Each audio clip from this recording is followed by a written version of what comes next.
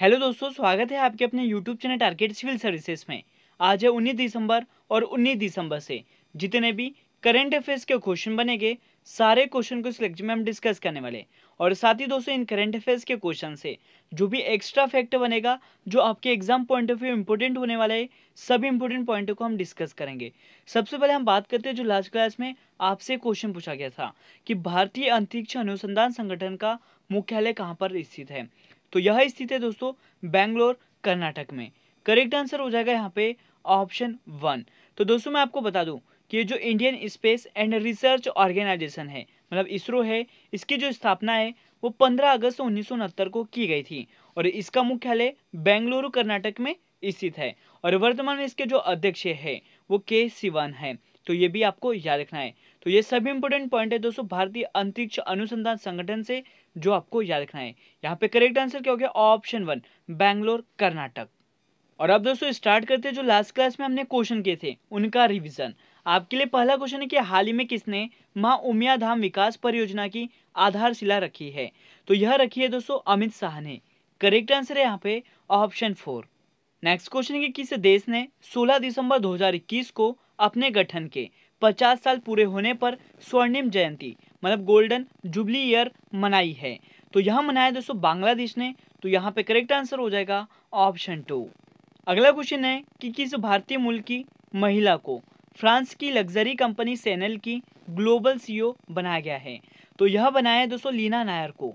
Correct answer है यहाँ पे ऑप्शन 2। नेक्स्ट क्वेश्चन है कि निम्न में से किस भारतीय शूटर को 2021 पैरालंपिक पुरस्कारों में सर्वश्रेष्ठ महिला पदार्पण सम्मान दिया है। तो यह सम्मान दिया गया है दोस्तों अवनी लेखारा को। यहाँ पे करेक्ट आंसर है ऑप्शन 1। और आपके लिए अगला क्वेश्चन है दोस्तों कि हाल ही में किस देश की सरकार ने प्रधानमंत्री नरेंद्र मोदी को देश के सर्वोच्च नागरिक सम्मान नगदग पेलजी खोरलो से सम्मानित करने का फैसला किया है। तो यह फैसला लिया है दोस्तों भूटान की सरकार ने। करेक्ट आंसर है यहाँ पे ऑप्शन 4, भूटान देश। और अब चलते हैं अगले क्वेश्चन की ओर। और रिवीजन का अगला क्वेश्चन है दोस्तों कि हाल ही में चीफ ऑफ स्टाफ कमेटी के चेयरमैन का जो पदभार है वो निम्न में से किसने संभाल लिया है। तो इस पद को संभाला है जनरल एम नरवणे ने। करेक्ट आंसर हो जाएगा यहाँ पे ऑप्शन 2। अगला क्वेश्चन है दोस्तों कि हाल ही में किस देश ने 8वें हिंद महासागर संवाद की मेजबानी की है। तो यह मेजबानी की है भारत ने। करेक्ट आंसर है यहाँ पे ऑप्शन 4। अगला क्वेश्चन है दोस्तों कि केंद्रीय मंत्रिमंडल ने विवाह के लिए महिला की जो उम्र है वो 18 वर्ष से बढ़ाकर निम्न में से कितने वर्ष रखने के प्रस्ताव को मंजूरी दे दी है। तो यह मंजूरी दी है दोस्तों 18 वर्ष से बढ़ाकर 21 वर्ष रखने की। तो यहाँ पे करेक्ट आंसर हो जाएगा ऑप्शन 2। और रिवीजन का लास्ट क्वेश्चन है कि नाइटहुड की उपाधि से किस F1 रेसर को सम्मानित किया गया है। तो यह सम्मानित किया गया है दोस्तों लुइस हैमिल्टन को। तो यहाँ पे करेक्ट आंसर हो गया ऑप्शन 4। और अभी तक दोस्तों आपने हमारे लेक्चर को लाइक नहीं किया है तो लाइक जरूर कर दे, शेयर भी करें। अगर आप इस चैनल पर नए हो तो इसे सब्सक्राइब भी जरूर करें।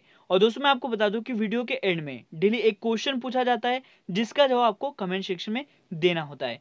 बहुत से बच्चे तो इनका जवाब देते हैं लेकिन बहुत से भी ज़्यादा बच्चे इसका जवाब नहीं दे रहे। तो उनसे भी रिक्वेस्ट करूँगा कि जो क्वेश्चन अपडेट डे होता है इसका आंसर जरूर कमेंट में कीजिए, जिससे कि आने वाले एग्जाम में आपको इससे फ़ायदा मिलेगा। और अब दोस्तों स्टार्ट करते हैं आज के करंट अफेयर्स। और आपके लिए पहला क्वेश्चन है कि किस संस्थान के शोधकर्ताओं ने ओमिक्रॉन वेरिएंट का पता लगाने के लिए RT-PCR आधारित किट विकसित की है। तो यह विकसित की है दोस्तों IIT दिल्ली ने। यहाँ पे करेक्ट आंसर हो जाएगा ऑप्शन 2। तो दोस्तों मैं आपको बता दूं कि IIT दिल्ली के कुसुमा स्कूल ऑफ बायोलॉजिकल साइंसेज के शोधकर्ताओं ने SARS-CoV-2 के ओमिक्रॉन, जिसका वेरिएंट मतलब वैज्ञानिक नाम है दोस्तों B.1.1.529.1 वेरिएंट का पता लगाने के लिए RT-PCR आधारित किट विकसित किए हैं। तो यहाँ पे करेक्ट आंसर क्या हो गया दोस्तों ऑप्शन 2, IIT दिल्ली। यहाँ पे हम दोस्तों बात कर रहे थे ओमिक्रॉन वेरिएंट की, जिसका पहला मामला कहाँ पर आया था। तो यह आया था साउथ अफ्रीका में। ये भी आपको याद रखना है।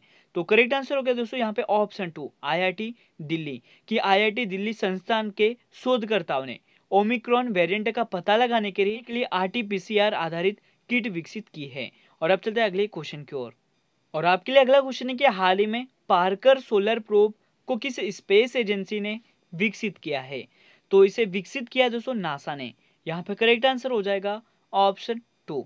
तो मैं आपको बता दूं कि अमेरिकी अंतरिक्ष एजेंसी नासा के अंतरिक्ष यान पार्कर सोलर प्रोब ने पहली बार सूरज को स्पर्श किया है। अंतरिक्ष यान पार्कर सोलर प्रोब ने अप्रैल महीने में सूरज के पास से अपनी 8वीं यात्रा के दौरान कोरोना से होते हुए गुजरा था। दोस्तों यहाँ पे मैं आपको बता दूं कि ये जो सूर्य है इसके बाहर की जो लेयर है उसका नाम यहाँ पे मैं बता रहा हूँ आपको कोरोना, ना कि कोविड-19 से रिलेटेड है। 28 अप्रैल को पार्कर सोलर प्रोब ने सूर्य के कोरोना को छुआ। पार्कर सोलर प्रोब ने सूर्य के कण को इकट्ठा किया और इस स्पेस क्राफ्ट ने 28 अप्रैल को 203 बार कोरोना में प्रवेश भी किया था। इतिहास में ऐसा पहली बार है कि किसी अंतरिक्ष यान ने सूर्य की कोरोना को छुआ है, जिसका वातावरण करीब 220 लाख डिग्री फ़ारेनहाइट रहता है और इसे सोलर विज्ञान और अंतरिक्ष की दुनिया में नासा के लिए सबसे बड़ा कदम भी माना जा रहा है। यहाँ पे हम दोस्तों बात कर रहे हैं किसकी, नासा की। तो नासा अमेरिका की एक स्पेस एजेंसी है। नासा का यहाँ पे फुल फॉर्म है national aeronautics and space administration. तो दोस्तों मैं आपको बता दूं कि नासा की जो स्थापना है वो 29 जुलाई, डेट आपको याद रखना है, 29 जुलाई 1958 को की गई थी और इसका मुख्यालय वाशिंगटन डीसी में स्थित है और वर्तमान में इसके जो अध्यक्ष है वो कौन है दोस्तों, तो यह बिल नेल्सन है। ये भी आपको याद रखना है। और अब चलते हैं अगले क्वेश्चन की ओर। और आपके लिए अगला क्वेश्चन दोस्तों कि हाल ही में किस संगठन ने SOLAW 2021 रिपोर्ट को जारी किया है। यहाँ पे दोस्तों सबसे पहले मैं आपको बता दूं कि ये जो SOLAW है ये क्या है, तो state of the world's land and water resources for food and agriculture, ये इसका फुल फॉर्म है। इस रिपोर्ट को दोस्तों हाल ही में खाद्य और कृषि संगठन मतलब FAO ने जारी किया है। 8 से 9 दिसंबर 2021 तक संयुक्त राष्ट्र के खाद्य और कृषि संगठन द्वारा भूमि और जल दिवस की मेजबानी की गई थी। दोस्तों आपको याद रखना है कि ये जो state of the world land and water resources for food and agriculture है, इसकी जो केंद्रीय थीम है वो क्या है, इसकी जो थीम है वो है दोस्तों सिस्टम्स एट ब्रेकिंग पॉइंट, ये इसकी थीम है। तो याद रखना है यहाँ पे करेक्ट आंसर क्या हो गया, ऑप्शन 3 खाद्य और कृषि संगठन। और अब चलते हैं अगले क्वेश्चन की ओर। और आपके लिए अगला क्वेश्चन दोस्तों कि नेशनल एनर्जी कंजर्वेशन अवार्ड से किस राज्य को सम्मानित किया गया है। तो यह सम्मानित किया गया है राजस्थान राज्य को। यहाँ पे करेक्ट आंसर हो जाएगा ऑप्शन 3। तो दोस्तों मैं आपको बता दूं कि ऊर्जा संरक्षण हेतु किए गए प्रशंसनीय कार्य के लिए विद्युत मंत्रालय भारत सरकार की ओर से राजस्थान अक्षय ऊर्जा निगम को स्टेट परफॉर्मेंस अवार्ड में नेशनल एनर्जी कंजर्वेशन अवार्ड से सम्मानित किया गया है।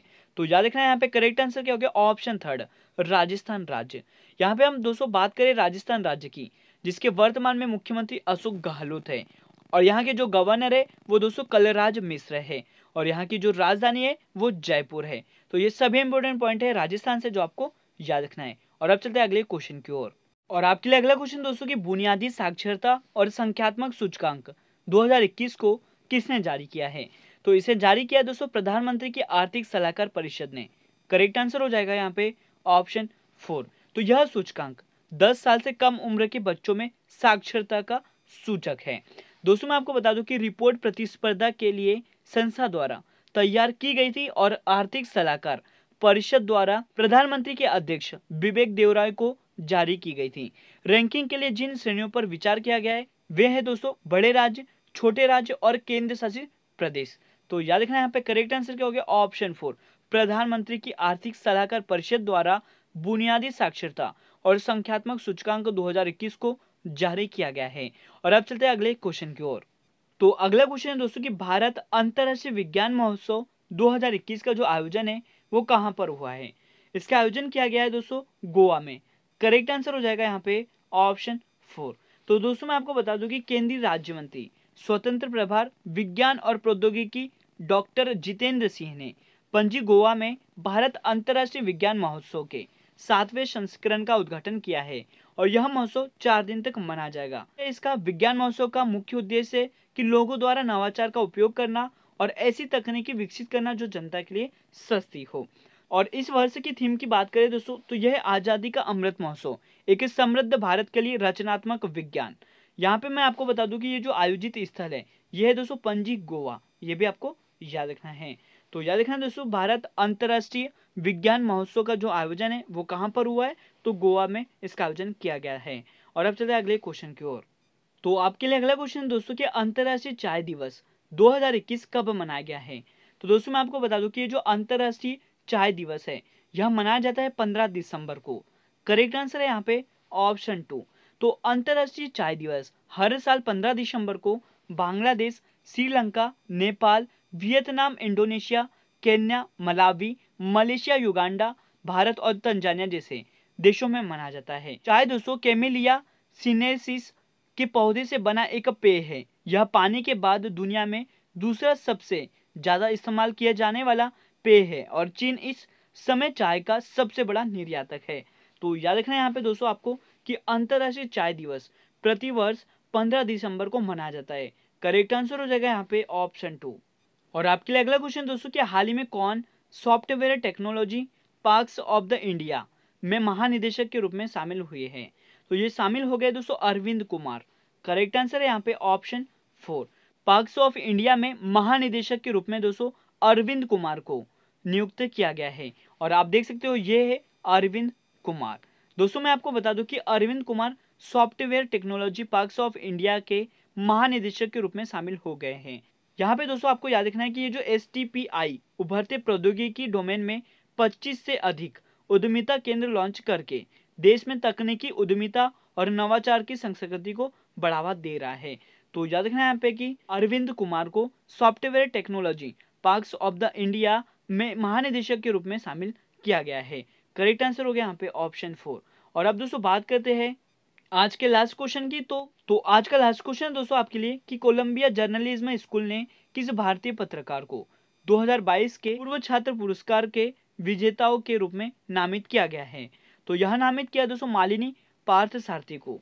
करेक्ट आंसर है यहाँ पे ऑप्शन 2। यहाँ पे दोस्तों मैं आपको बता दूं कि द हिंदू ग्रुप की पब्लिशिंग की चेयरपर्सन मालिनी पार्थ सारथी उन 4 अनुभवी पत्रकारों में शामिल है जिन्हें अमेरिका स्थित कोलंबिया जर्नलिज्म स्कूल ने 2022 के पूर्व छात्र पुरस्कार विजेताओं के रूप में नामित किया है। तो करेक्ट आंसर यहाँ पे क्या हो गया ऑप्शन 2 मालिनी पार्थ सारथी, जिन्हें दोस्तों पूर्व छात्र पुरस्कार विजेताओं में शामिल किया गया है। करेक्ट आंसर है यहाँ पे ऑप्शन 2। और आज का जो क्वेश्चन ऑफ द डे है दोस्तों आपके लिए कि भाभा परमाणु अनुसंधान केंद्र कहाँ पर स्थित है। इसका सही जवाब आपको कमेंट सेक्शन में देना है। तो दोस्तों आज का लेक्चर यहीं पर एंड होता है। अगर आपको हमारा लेक्चर और आपको हमारी मेहनत अच्छी लगी हो तो इसे लाइक जरूर करें, शेयर भी करें। अगर आप इस चैनल पर नए हो तो इसे सब्सक्राइब भी जरूर करें। Thank you so much guys for watching this video. Bye bye, take care.